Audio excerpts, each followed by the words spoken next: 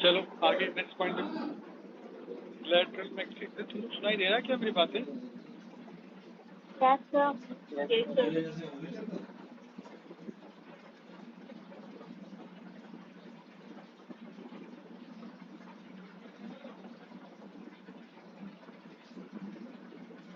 Lateral में का मतलब लेटा के रखो।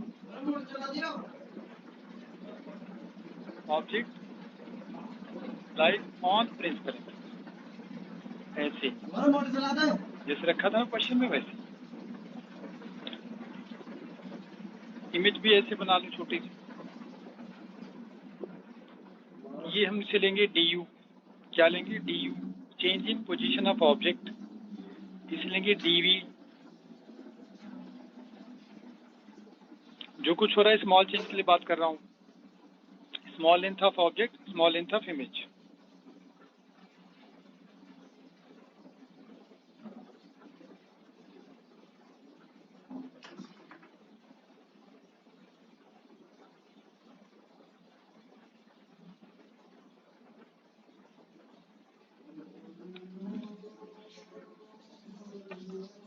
तो dV by du is the lateral magnification. du by du is the lateral magnification.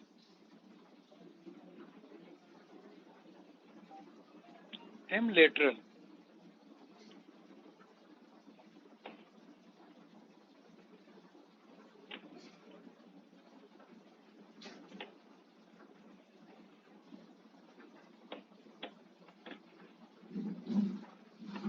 इसको आप थोड़ा और चेंज कर लो, प्रॉपर फॉर्मूले बना लेता हूँ। देखो थोड़ा ढंग से समझो इसको, लेंस में नहीं बताएंगे, यही चीज डायरेक्ट हम यूज कर लेंगे वहाँ। 1 by v plus 1 by u, 1 by mirror formula लिखो, देन लिखो v minus 1, u minus 1, f minus 1। f तो कॉन्स्टेंट है।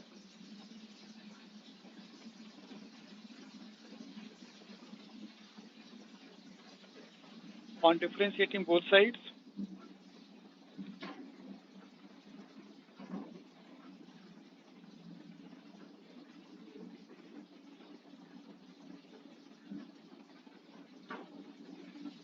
with respect to, suppose with respect to ले लिया हमने u,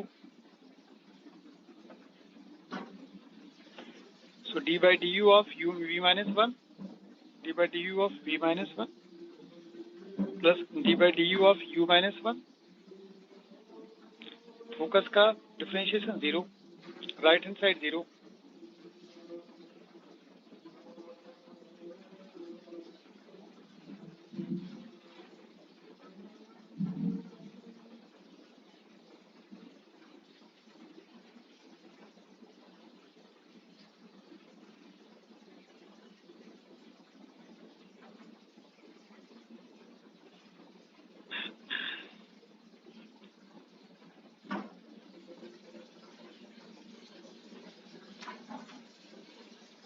बेटा करो differentiate, -1 v to the power -2 into dv by du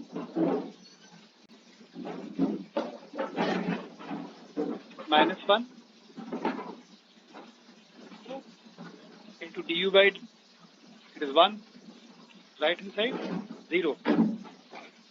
देखो dv by du कितना आया? dv by du इज, बताओ जी कितना है?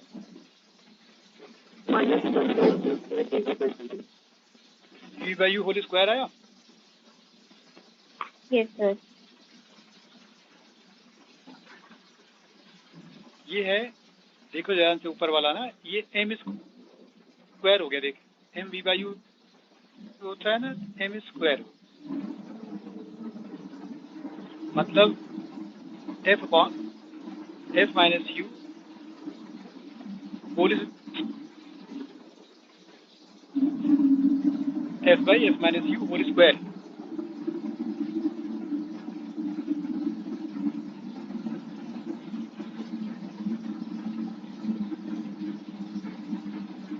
जरा इंपॉर्टेंट केस ध्यान से देख लो, मैं ही आपको स्पीड ऑफ इमेज बताऊंगा अभी।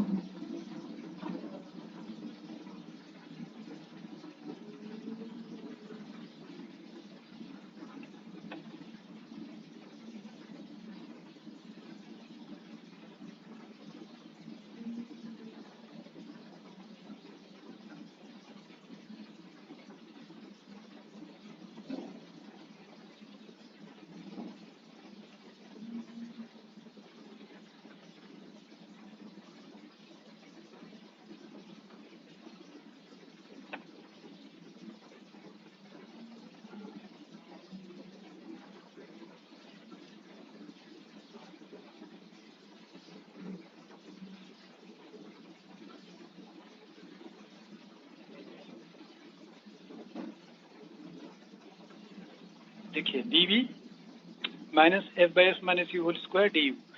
अब आप दोनों साइड टाइम डेरिवेटिव ले लो, dv by d t d u by d T.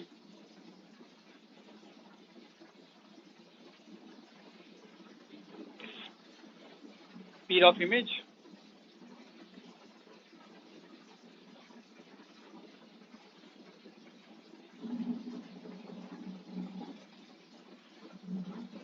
This is object, speed of object. ये ऑब्जेक्ट स्पीड है, ये इमेज स्पीड है।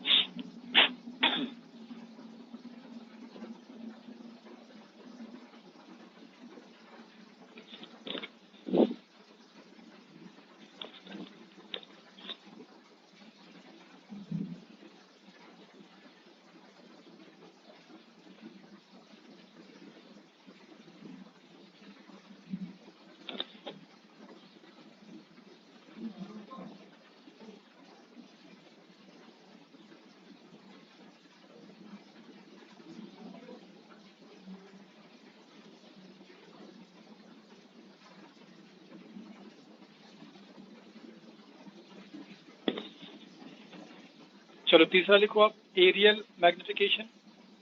एरियल मैग्निफिकेशन हाविशी रफ कर दो इसे पेज को। प्रेरणा प्रेजेंट है? प्रेरणा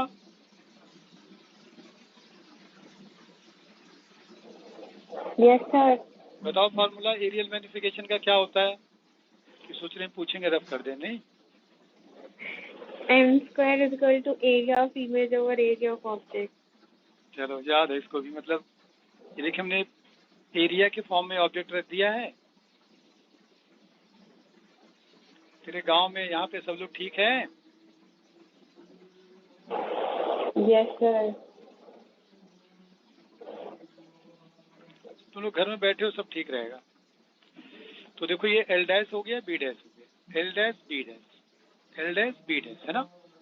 तो ये दोनों ही ट्रांसफर्स हैं, लेंथ भी ट्रांसफर्स है, विड्थ भी ट्रांसफर्स है। L dash by L it is M, okay. B dash by B this is also M, दोनों ट्रांसफर्स है। मल्टीप्लाई करो L dash B dash over L B, M M M square, L dash B dash is area of image over area of object.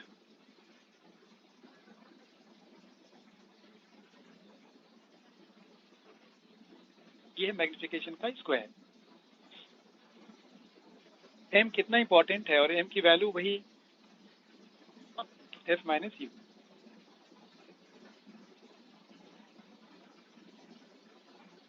F upon F minus you, किसी भी case में से direct apply कर सकते हैं।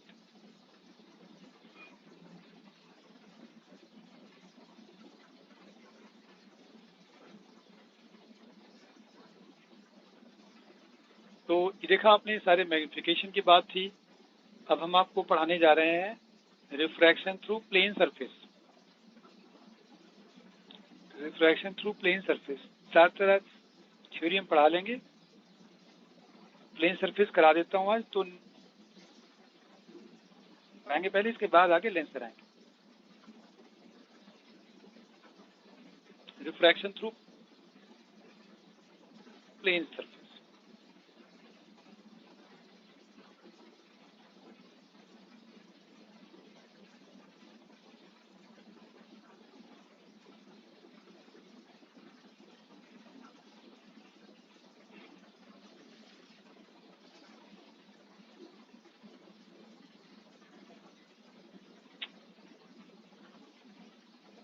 बेटा देखो ये प्लेन सरफेस है,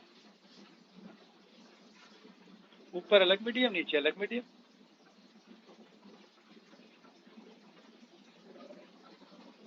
रिफ्रैक्ट का मतलब मीडियम चेंज करना। यहां से रे आई,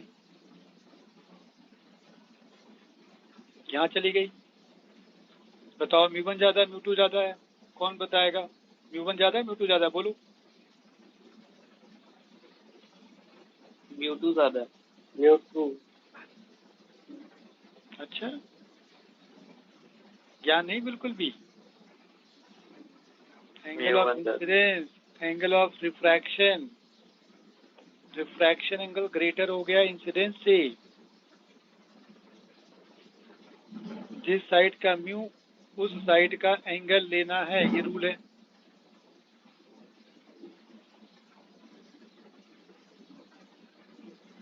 हमेशा general line refraction product of mu and sign angle remains constant.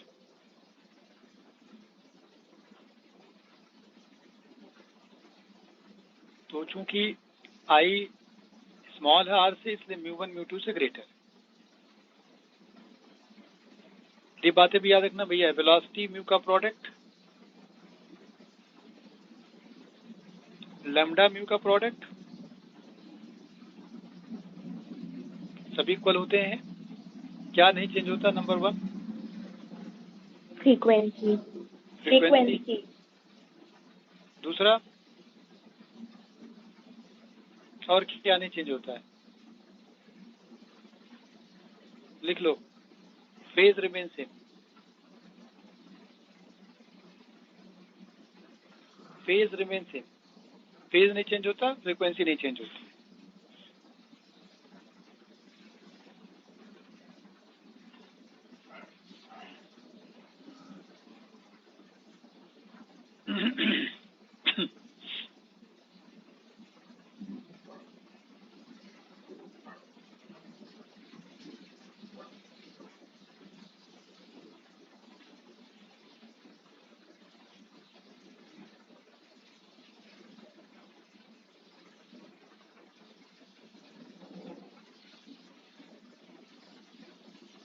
अब लिखिए optical path length. Optical path length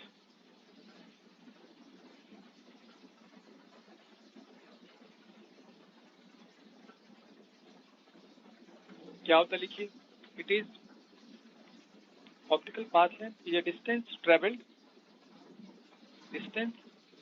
by light in air, traveled by light in air in same time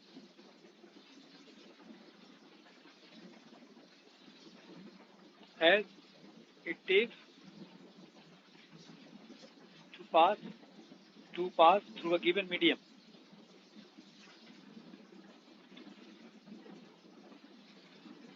Pass through a given medium। पहली बात, optical path किसी medium का होता है। जो optical path हम लिखते हैं ना, किसी न किसी मीडियम का होता है।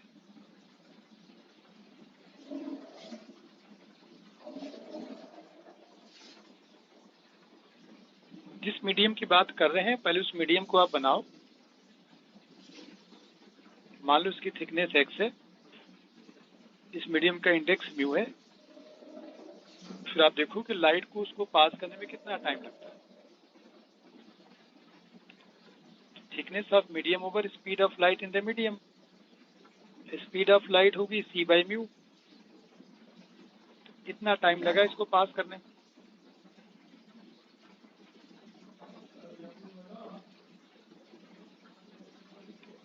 अब देखो कि इसी टाइम में ये एयर में कितना डिस्टेंस ट्रैवल करेगी?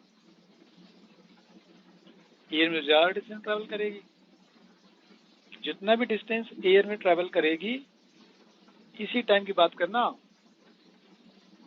जैसे क्या होगा, speed of light in air multiply by T. तो एल इस मीडियम का ऑप्टिकल पाथ बन जाएगा। Correct, L is a optical path for the given medium. तो ये लेंथ कितना होगा? लेंथ होगा सी मल्टीप्लाई बाई टी।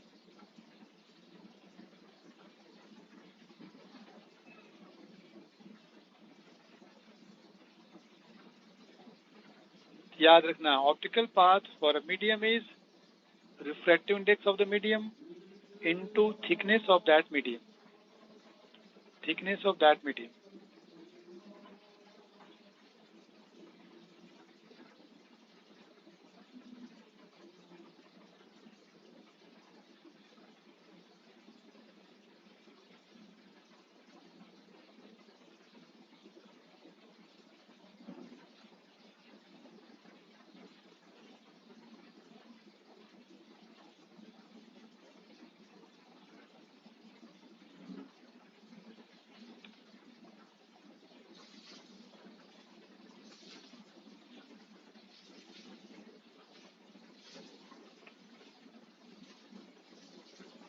बताना भाई, लिख लेना। तो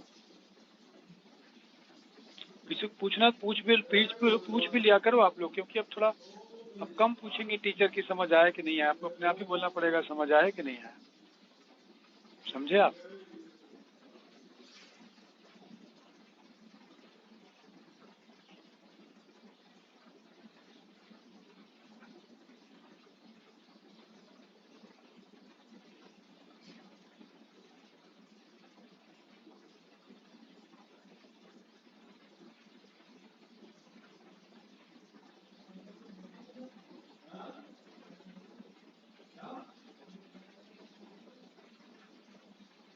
तो हो गया।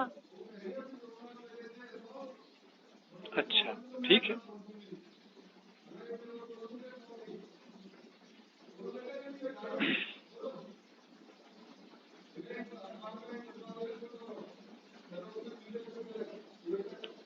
किसी को और कुछ पूछना तो नहीं है? किसी को डाउट है इसमें टॉपिक में?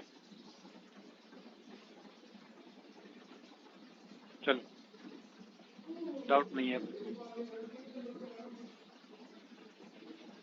अच्छा, एक चीज और लिखो जरा, रिलेशन बिटवीन वेव नंबर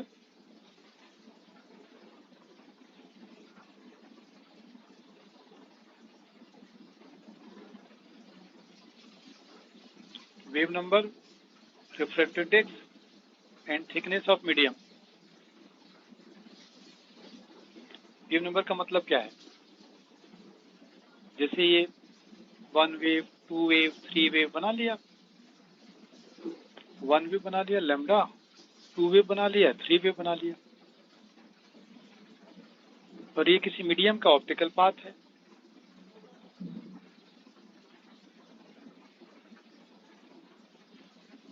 अरे भाई, ये मीडियम का ऑप्टिकल पाथ है, ये वेवलेंथ है, तो आपने 3 वेव बनाया तो 3 वेवलेंथ हमने बना लिया है।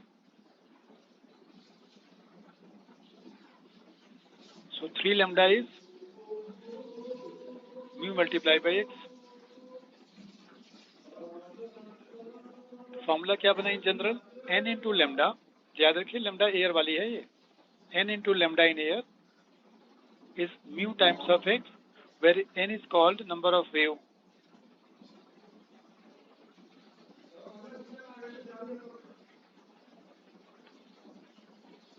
So number of wave into lambda in air, that is mu multiplied by x. फिर से आप समझ लो भाई, एक डेफिनेट थिकनेस में एक वेव बना लो कुछ, जैसे हमने 3 वेव बना के दिखाया आपको। तो अगर ये वेव, अगर ये पाथ ऑप्टिकल पाथ है, तो लेमडा एयर वाला 3 लेमडा होना चाहिए mu x. n into lambda air is equal to mu into x. n क्या है? नंबर ऑफ वेव है, n is the number of wave.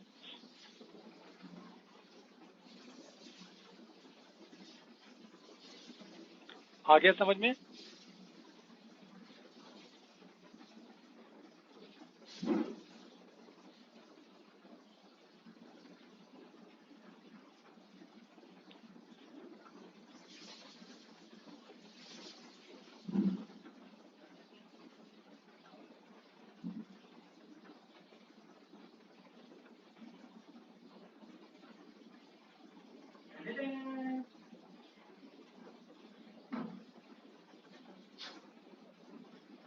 Hrithik, अरे बच्चों चलो आगे। तुम लोग स्लो हो जाते हो यार, एकदम सांस भी नहीं लेते हो, मतलब